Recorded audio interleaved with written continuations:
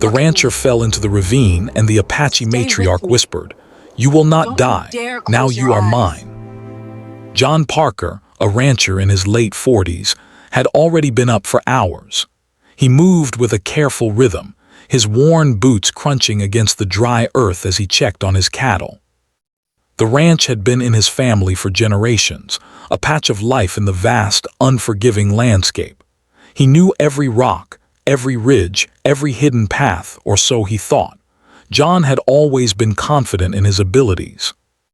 Years of working on the land had made him strong and self-reliant. But this morning, there was a strange quiet in the air. Even the wind seemed to hold its breath, and the distant cries of hawks were sharper than usual. He shivered slightly, though the sun was already beginning to warm the chilly desert air.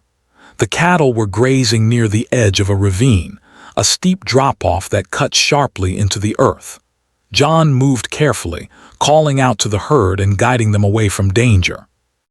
He had done this countless times before, but today, his foot caught on an uneven stone, sending him sliding toward the edge.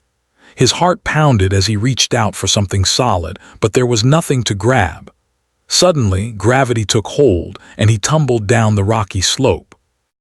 Rocks scraped against his arms and legs, and pain shot through his shoulder as he landed hard on the uneven ground. Dust filled his nose and mouth, and for a moment, he could barely breathe. The world spun around him, and a sharp, stabbing pain in his leg told him he might have broken something. Panic surged through him, but he forced himself to stay calm. He knew that panicking would only make things worse. He tried to move, but his body refused to cooperate. Every muscle screamed in protest, and the rocks beneath him were unforgiving. He realized that if he stayed where he was, night would fall, and with it, danger. Desert nights were cold and unforgiving, and there were creatures that roamed after dark. But moving was difficult, almost impossible. He looked up at the edge of the ravine, hoping to see a familiar figure or perhaps a rope or branch he could grab. There was nothing, just the endless sky and the sun now climbing higher, burning the desert in golden heat. As he lay there trying to catch his breath, a voice reached him. At first he thought it was his imagination, a trick played by the wind, but the voice came again, clearer this time. Calm, strong, and certain. "You will not die." John's eyes widened. He looked around frantically, searching for the source of the voice. And then he saw her. Standing above him on the edge of the cliff was a woman. She was tall, her presence commanding yet serene. Her dark hair was pulled back, and her eyes were sharp and steady, scanning him with a mixture of concern and authority. She was unlike anyone he had ever seen in these parts. He noticed the intricate patterns of her clothing made from materials he had never encountered, and the way she carried herself with quiet strength. Who are you?" he managed to croak, his voice hoarse and shaky. "I am Aeon," she replied softly but firmly. "Hold still. You are hurt, but you will live. Come, I will help you." John was too exhausted and in too much pain to resist. He could only nod weakly. Aeon reached down, her hands steady and strong. She guided him carefully, making sure he did not slip further down the rocky slope. Every movement was precise, as if she had done this countless times before. Slowly, painfully, she helped him to a small ledge where he could rest. "You are lucky," she said, her voice calm. "This ravine has claimed many who were not careful. You, however, have survived." "That is no accident." John could barely form words. His mind was clouded with pain, shock, and confusion. He tried to speak again, but all that came out was a strained whisper. Why are you helping me?" Aeon looked at him, her gaze steady and unyielding. "Because you are here, and because it is the way of my people. We do not turn away from those who need help." There was a long pause as John tried to take in what she had said. Her calmness was almost unreal. He had spent his entire life believing that survival was about strength, about knowing the land better than anyone else. But here, he realized, survival was also about trust, about accepting help when it was offered. And right now, he had no choice. Aeon motioned for him to stay still. With practiced movements, she assessed his injuries. She touched his arm, his leg, and his shoulder gently, her hands skilled and knowledgeable. "You have bruises, perhaps a fracture," she said quietly. "We must get you somewhere safe." "Can you stand?" John tried, wincing as pain shot through his leg. I think so," he admitted. Aeon nodded, and slowly, carefully, she helped him to his feet. Step by step, they moved along a narrow path that wound through the rocky canyon. The descent was treacherous, but Aeon seemed to know every loose stone, every hidden dip. John relied entirely on her guidance, his old confidence replaced by a growing sense of humility. As they walked, he noticed small signs of life hidden in the desert, a cactus with fresh blooms, birds nesting in rocky crevices, a small stream trickling down the canyon. Aeon pointed these out quietly, explaining their significance. John listened, fascinated, realizing how little he truly knew about the land he had spent his life on. By the time the sun began to dip toward the horizon, casting long shadows across the canyon, they reached a small, hidden clearing. It was surrounded by cliffs, sheltered and safe, with a small fire crackling in the center. Aeon guided him to sit near the fire, then produced a bundle of herbs and water. She began to clean his wounds, her hands steady and gentle. John felt a mixture of awe and gratitude. "You are safe now," Aeon said, "but you must understand this land is not forgiving. It tests those who enter it. You survived because fate allowed it and because you trusted me. Remember that." John nodded, too tired to speak. His mind was still reeling from the fall, the pain, and the unexpected encounter with this mysterious woman. Yet a strange sense of calm settled over him. For the first time in his life, he realized that survival was not just about strength or skill. It was also about connection, about recognizing when help comes and having the courage to accept it. Night fell over the canyon and the stars appeared one by one, twinkling against the vast darkness. John lay near the fire, listening to the crackle of flames and the quiet sounds of the desert. Aeon sat nearby, her eyes scanning the shadows, alert and protective.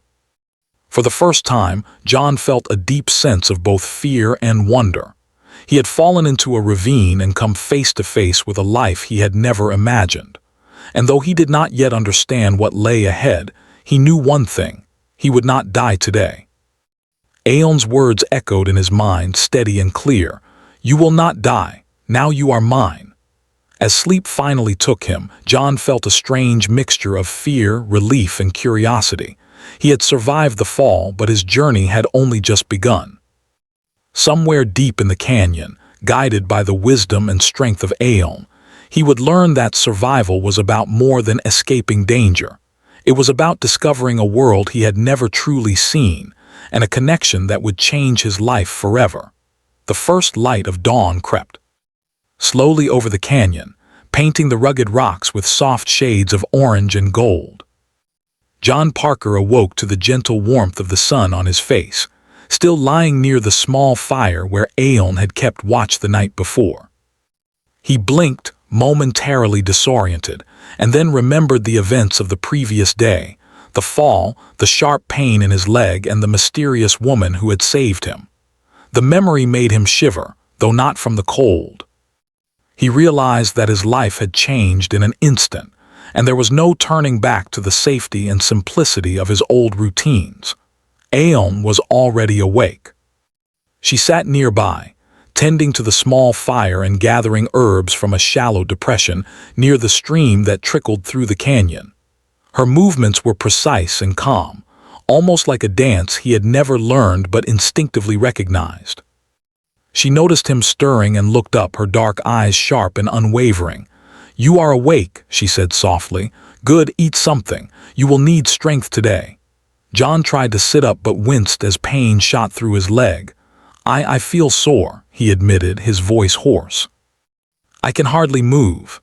"You will heal," Aeon replied, offering a small bowl of water and a handful of crushed roots and berries. "Drink, eat. The body is stronger than the mind believes." He accepted the food and water, grateful though skeptical. His life had been one of labor and independence. He was used to relying on his own strength, not the guidance of someone else. Yet as he ate, he noticed a quiet power in Aeon's presence. There was no arrogance, no pretense, only knowledge, patience, and certainty. He realized that he had stumbled not only into safety but into a world he had never known existed. Once he had eaten, Aeon gestured for him to follow her. "You will learn much today," she said. "There is more to survival than merely avoiding death. You must know the land, the animals, the water, and the signs that guide life and danger alike." John struggled to rise, but she was patient, allowing him to steady himself. With her support, he took his first tentative steps along the narrow canyon path. The rocks were jagged, and his muscles ached from the fall, but each step taught him something new. He noticed small tracks in the dust, tiny paw prints of foxes, the delicate marks of lizards, and the faint traces of birds landing and taking off. Aeon pointed these out as they walked. "These tracks tell stories," she explained.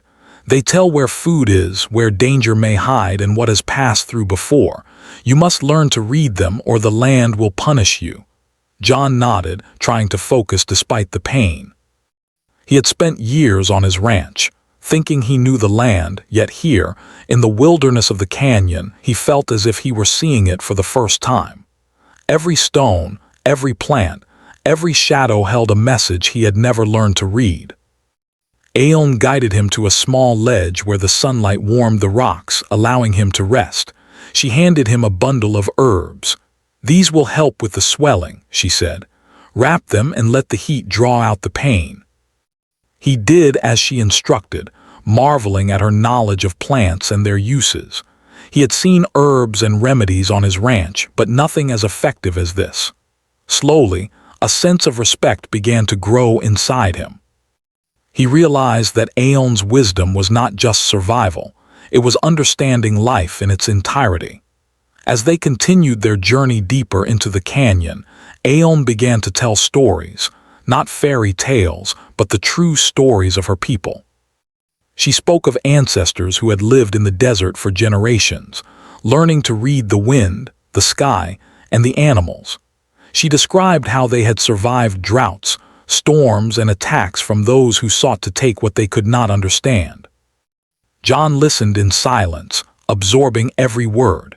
He had never known a history so rich and connected to the land. It was as if the canyon itself spoke through her, whispering lessons that only those willing to observe could understand. He began to see the beauty in the harsh landscape, the way the rocks caught the sunlight, the hidden springs that nourished life, and the delicate balance that kept the desert alive. By mid-morning, they reached a small plateau overlooking the canyon floor.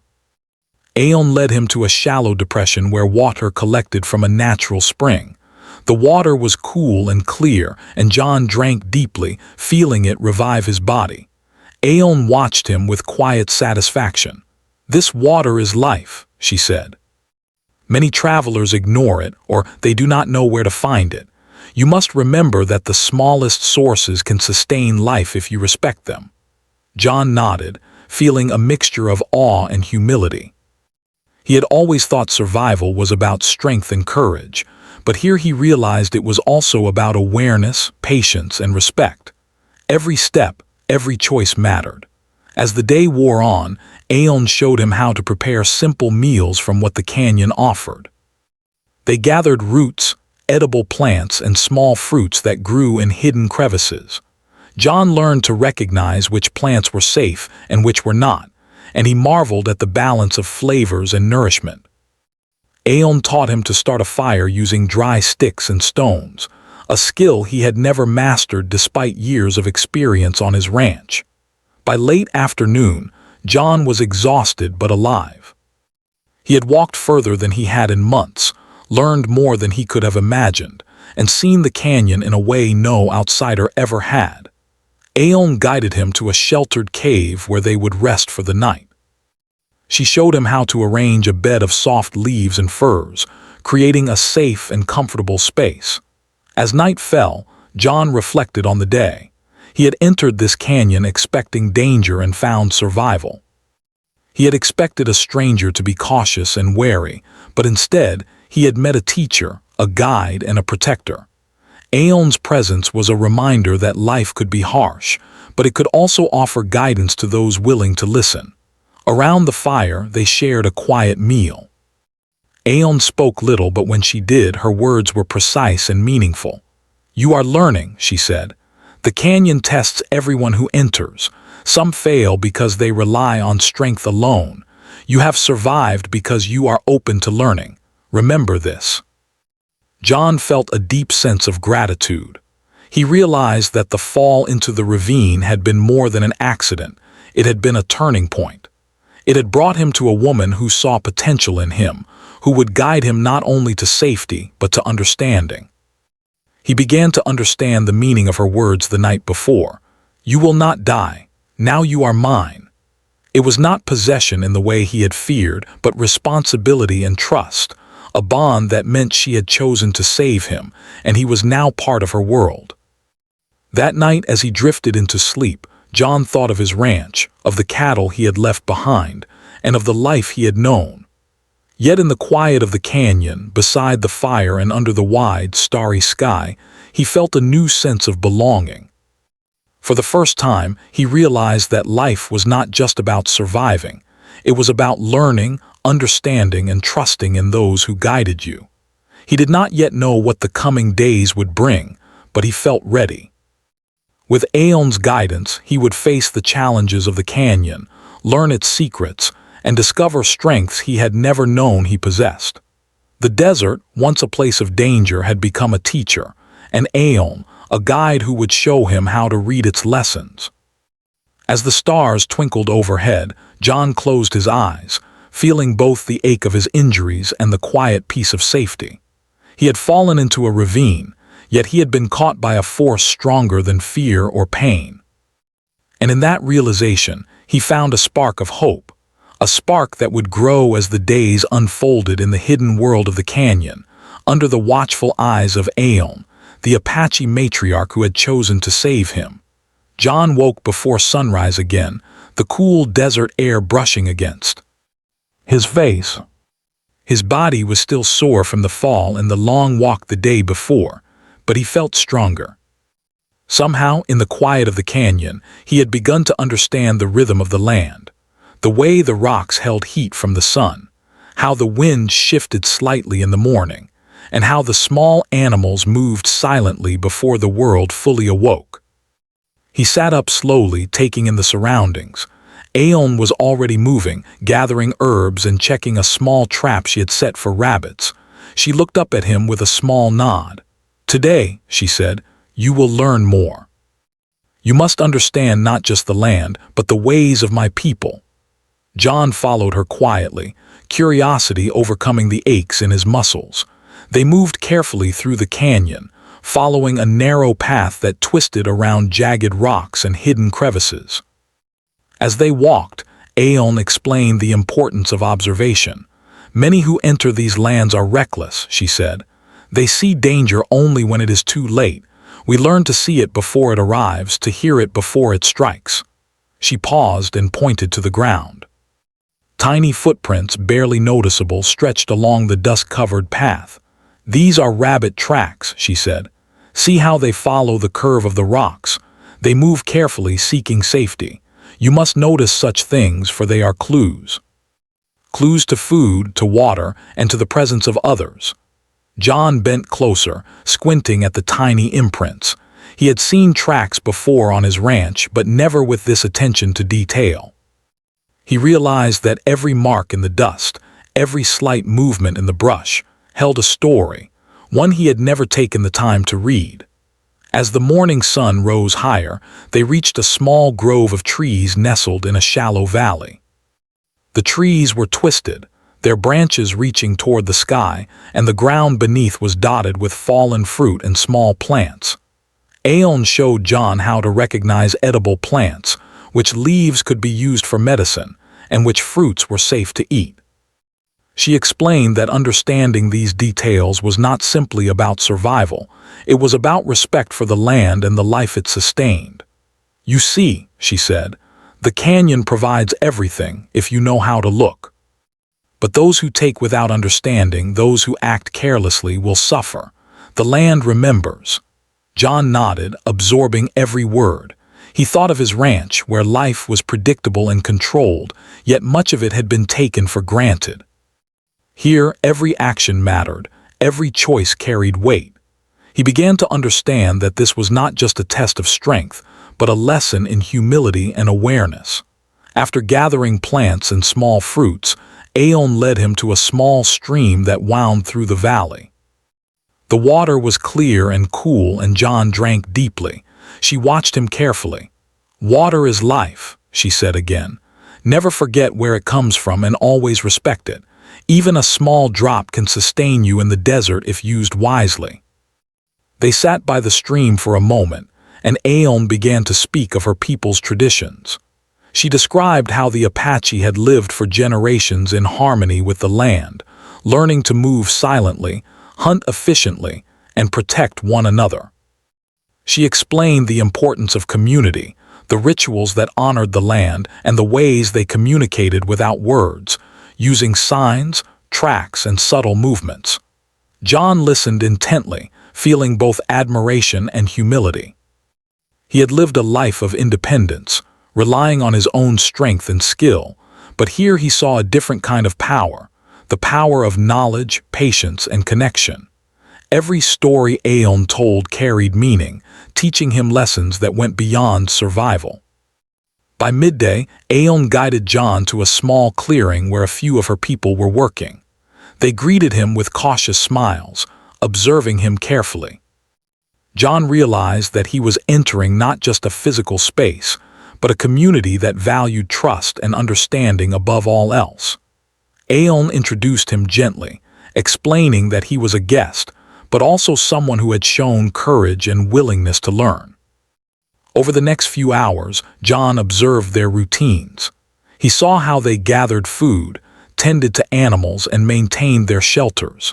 He noticed the respect they showed each other and the land, how even small actions were done thoughtfully and deliberately. Aeon encouraged him to try some of the tasks himself. At first, his movements were clumsy, and he made mistakes, but she guided him patiently. He learned to carry water without spilling, to prepare simple meals using roots and herbs, and to move quietly through the brush without startling animals. As the sun began its descent, Aeon took John to a higher vantage point overlooking the canyon. The view was breathtaking, the river winding through the desert, the cliffs casting long shadows, and the sky painted with the deep oranges and purples of sunset. "Do you see the land now?" she asked. "Not just as a rancher, not just as a traveler, but as part of it. Every rock, every tree, every animal has its place. To survive here, you must understand that place and your own." John nodded, feeling a profound shift within him. The canyon no longer seemed threatening. It seemed alive, responsive, and full of lessons waiting to be learned. He realized that Aeon's words the night he had fallen were more than a promise. They were a guide. "You will not die. Now you are mine." It was not about ownership in the way he had feared. It was about guidance, protection, and belonging. Night fell over the canyon, and the stars filled the sky with a brilliance John had never seen on his ranch. Aeon built a small fire, and he sat nearby, reflecting on the day. He had learned more in these hours than he had in years of solitary work. He had fallen into the ravine, but it had led him to a world of knowledge, trust, and understanding. Aeon spoke little as they sat by the fire, but her presence was steady and reassuring. She showed John how to prepare his simple sleeping area, using leaves and soft animal hides. She emphasized the importance of rest, of listening to the land even in sleep, and of being aware of subtle sounds and changes in the environment. Before they slept, she placed a hand on his shoulder. "Tomorrow," she said, "you will learn more about movement, about sensing the world around you. You must understand that survival is not just about avoiding danger, but about knowing when to act and when to wait. The canyon has a rhythm. You must learn it." John lay down, staring at the firelight flickering against the canyon walls. His body was tired, but his mind was awake with curiosity and wonder. He realized that Aeon had not just saved him from the ravine.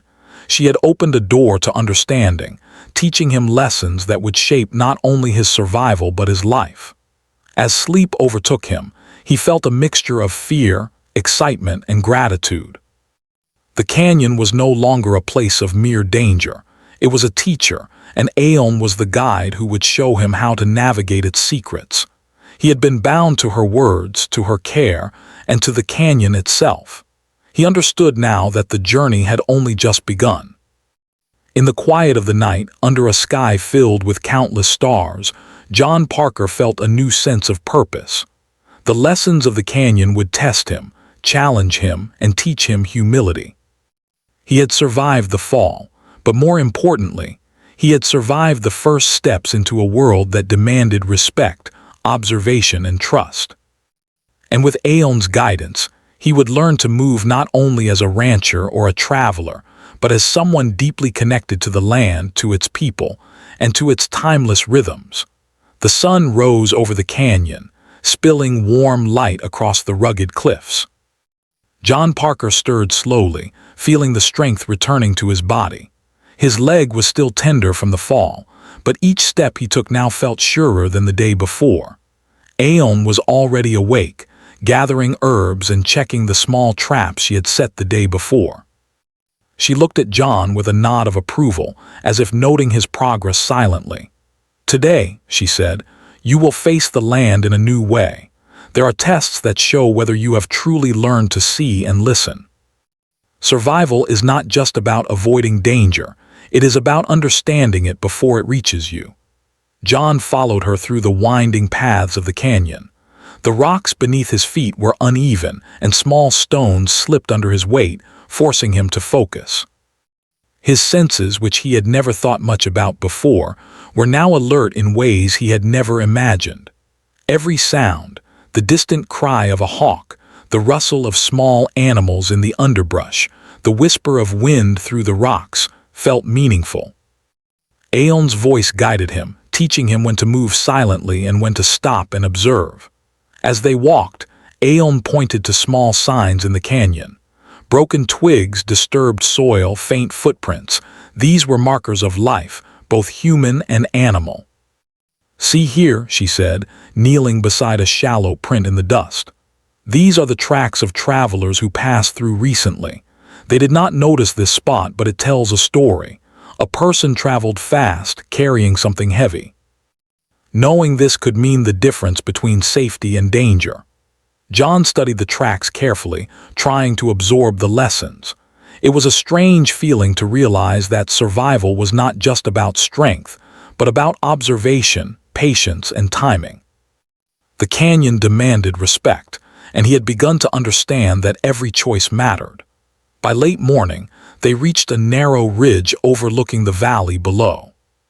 From this vantage point, John could see the vast desert stretching beyond the canyon, dotted with small clusters of vegetation and the glimmer of water from distant streams. Aeon paused and gestured toward a group of figures moving cautiously along a distant path. "Look carefully," she said. "They are outsiders, be mindful. Not all who enter the canyon respect it. Some seek to take to harm. You must learn to sense them before they sense you." John watched, heart pounding. The outsiders were rough-looking, moving with purpose but unaware of the canyon's hidden paths.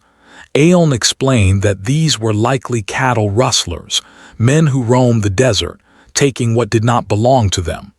"The canyon protects those who understand it," she said. "But it can also be dangerous for those who ignore its lessons." For hours, they observed from the ridge, learning how to anticipate movement, how to read the signs of presence and intention. John began to feel a mix of fear and excitement. He had spent his life defending his ranch, but here, he was learning to protect himself and others in ways he had never imagined. Aeon's teachings were turning him into someone more aware, more careful, and more connected to the land. As the sun climbed higher, Aeon led him down a hidden path that wound behind the cliffs. The path was narrow and covered with loose stones, requiring careful steps. John's muscles ached, but he was determined to follow her guidance.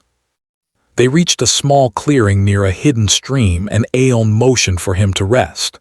"Now," she said, "you must learn to act. Observation alone is not enough. You must know when to move, when to hide, and when to face challenges. The canyon tests those who hesitate or act recklessly." She gave John a small set of tools, simple weapons, carefully crafted, meant for protection and hunting. "These are not for recklessness," she warned. "They are for learning, for survival. Respect them. Respect their purpose." John practiced with the tools under her watchful eye. At first his movements were clumsy, but Aeon corrected him patiently. She showed him how to use his surroundings, the rocks, the shadows, the natural cover, to move silently and with purpose. Each lesson built his confidence, teaching him to trust his instincts while also respecting the land and its hidden dangers. Later, Aeon led him to a small canyon alcove that overlooked the valley below. "Watch carefully," she said. "Those men will pass through here if they follow the valley. Learn to sense their approach, learn to anticipate their actions." John observed intently. The outsiders moved steadily, unaware of the hidden observers above. Aeon taught him to notice subtle signs: the shift in the wind, the faint disturbance of dust, the echo of footsteps against rocks. John felt his heart race as he realized how easily he could spot danger before it arrived. He had always relied on strength and instinct on his ranch, but now he understood the importance of patience, awareness, and timing. Hours passed, and the outsiders eventually moved on, unaware of the hidden observers above. John felt a surge of relief and accomplishment. He had faced his first test of awareness and learned that survival depended not just on action, but on understanding, observation, and patience. As the day wore on, Aeon led him deeper into the canyon. They crossed narrow streams, climbed small ridges, and explored hidden groves. John was exhausted, but he felt a growing sense of connection to the land. He began to understand that the canyon was not just a place of danger, it was a living teacher, guiding him with every step. Aeon spoke little as they moved, but her presence was constant and reassuring. She showed him small signs of life: nests hidden in rock crevices, tiny trails made by desert animals, and even subtle changes in plant growth that indicated water or shelter nearby. John began to see patterns he had never noticed before. The land was not random, it was a system, full of lessons waiting to be discovered. By late afternoon, they reached a small plateau where Aeon had prepared a resting place. She encouraged John to rest and recover, emphasizing the importance of conserving energy and observing the environment even in moments of stillness. "You have learned much today," she said, "but the canyon's tests are not over. Danger is never far, and knowledge alone is not enough. You must learn courage, patience, and trust in your own abilities. You must also trust those who guide you." John felt a deep sense of gratitude and humility. He realized that his old life, full of certainty and routine, had been comfortable but limited. Here, he was learning to see, hear, and feel in ways he had never imagined. Every step, every observation, every lesson brought him closer to understanding the canyon, Aeon, and himself. As night fell, they built a small fire. John sat near it, feeling the ache of the day in his muscles but also a sense of accomplishment. He had faced his first real test of awareness and learned that survival was not just about avoiding danger, it was about understanding, preparation, and trust. Aeon spoke quietly as they sat by the fire. "Tomorrow," she said, "you will learn more about the land and its people. You will face challenges that will test your mind as well as your body. The canyon does not give its lessons easily, but you have shown courage and willingness to learn. That is why you are here." John nodded, reflecting on the day. He had come to the canyon seeking safety, but he had found more than that. He had found guidance, knowledge, and a growing sense of connection to the land. The words Aeon had whispered the night he fell, "You will not die. Now you are mine," no longer felt threatening. They felt like a promise, a bond, and a call to responsibility. As he lay down to rest under the wide, star-filled sky, John realized that the canyon had become more than a place of survival. It was a teacher, a challenge, and a guide. And with Aeon by his side, he knew he would continue to grow, learn, and face whatever trials the land or its people placed before him. The night was quiet, filled only with the distant calls of animals and the gentle rustle of the wind. John closed his eyes, feeling both the exhaustion of the day and the quiet satisfaction of having faced and survived his first test in the canyon. He had learned to observe, to anticipate, and to trust, not just in his own strength, but in the guidance of those who knew the land better than he ever could. And so, under the endless stars, John Parker slept, ready to face the next day, knowing that every lesson in the canyon was shaping him into someone stronger, wiser, and more connected to the world than he had ever been before. The canyon woke slowly, bathed in the soft glow of early morning light. John Parker stirred, feeling the aches of his muscles from the previous day, but also a sense of purpose he had never known before. He had spent weeks in the canyon, learning from Aeon, observing the land and understanding the ways of her people. The lessons had been many, sometimes exhausting and always challenging, yet they had transformed him in ways he could not have imagined. Aeon was already awake, as always, her sharp eyes scanning the horizon. She turned to John with a small, approving smile. "Today," she said quietly, "you will face the choice that determines who you are. You have learned to survive, to observe, and to respect the land. Now you must decide how you will live in it." John nodded, understanding the weight of her words. The canyon had tested him in countless ways, through injury, fear, patience, and learning.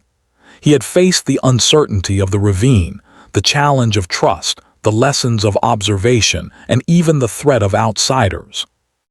Each test had shaped him, teaching him humility, courage, and awareness.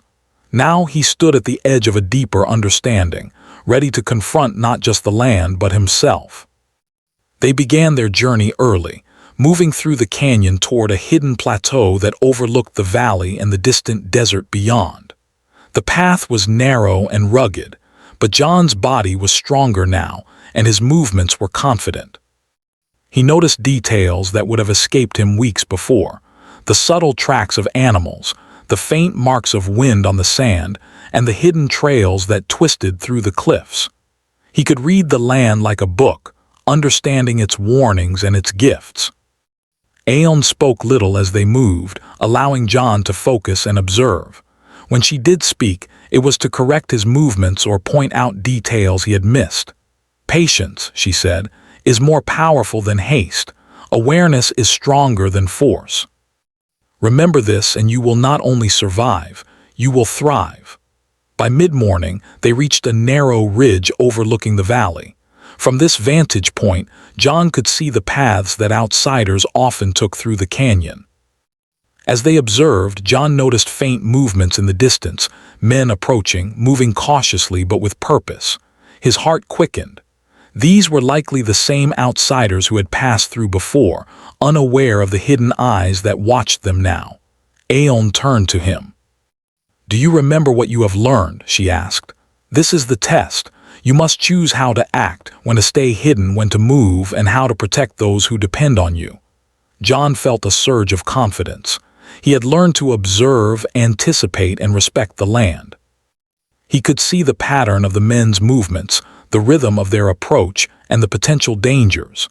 Carefully, he followed Aeon's guidance, using the rocks and shadows as cover. Together, they moved silently, positioning themselves so that the outsiders could pass without discovering them, yet still keeping watch to ensure no harm came to the canyon or its hidden inhabitants. The outsiders eventually passed, unaware of the hidden observers above. John felt a wave of relief mixed with accomplishment. He had applied everything he had learned: patience, observation, awareness, and it had allowed him to protect both himself and the canyon. For the first time, he truly understood the depth of Aeon's teachings. Survival was not about confrontation alone, it was about understanding, strategy, and respect. As the men disappeared into the distance, Aeon smiled at him, a quiet approval in her eyes. "You have learned well," she said, "not just to survive but to act wisely. This is the true test of understanding the land and yourself." They continued their journey, moving deeper into the canyon. Aeon showed John hidden springs, secret paths, and places where animals gathered at certain times. She taught him to listen to the wind and the water, to predict the movements of animals, and to notice even the smallest changes in the environment. John absorbed every lesson, feeling his confidence and connection to the canyon grow. By late afternoon, they reached a secluded grove where Aeon had prepared a resting place. The area was sheltered by cliffs and shaded by tall, twisted trees. A small stream wound through the clearing, and the air was filled with the gentle hum of life, the chirping of birds, the rustle of small animals, and the whisper of the wind. Aeon gestured for John to sit near the stream. "Here," she said, "you will learn the final lesson. It is not about survival alone. It is about choice, how you will live in this land and what kind of life you will create for yourself and others." John listened, absorbing her words. The canyon had tested him in countless ways, through danger, learning, patience, and courage. He had faced fear and uncertainty, and each challenge had shaped him. He realized now that he had a choice. He could return to the life he had known, predictable and safe but limited, or he could embrace this new life, connected to the land, its people, and its timeless lessons. He looked around the grove, noticing the hidden signs of life, the tracks of animals, the growth of plants, and the small arrangements of stones that marked safe places. He thought of Aeon, who had guided him with patience and wisdom, and of the canyon itself, which had tested him and taught him so much. He felt a deep sense of gratitude and purpose. After a long pause, John spoke. I want to stay," he said quietly. "I want to learn more to protect this land and to be part of this world. My life on the ranch, it feels smaller now. I understand so much more here." Aeon's eyes softened with approval. "Then you have chosen wisely," she said. "This life is not easy, but it is meaningful. You will face challenges, yes, but you will also find connection, understanding, and purpose. You have survived the canyon not just with strength, but with respect and awareness. That is what matters." Over the next days, John settled into the rhythm of the canyon. He helped Aeon and her people with daily tasks, gathering food, caring for animals, and maintaining the hidden paths. He continued to practice observation and awareness, learning to read the land with a growing confidence. Each day brought new lessons, new challenges, and new insights. He realized that the canyon had changed him. He was no longer just a rancher, independent and solitary. He was part of something larger, a community, a land with its own rhythms and wisdom, and a connection that went beyond simple survival. He felt the truth of Aeon's words the night he had fallen. "You will not die. Now you are mine." It was not about possession, it was about guidance, trust, and belonging. Months passed and John's skills and understanding grew. He could move silently through the canyon, find food and water, anticipate danger, and help others navigate the land.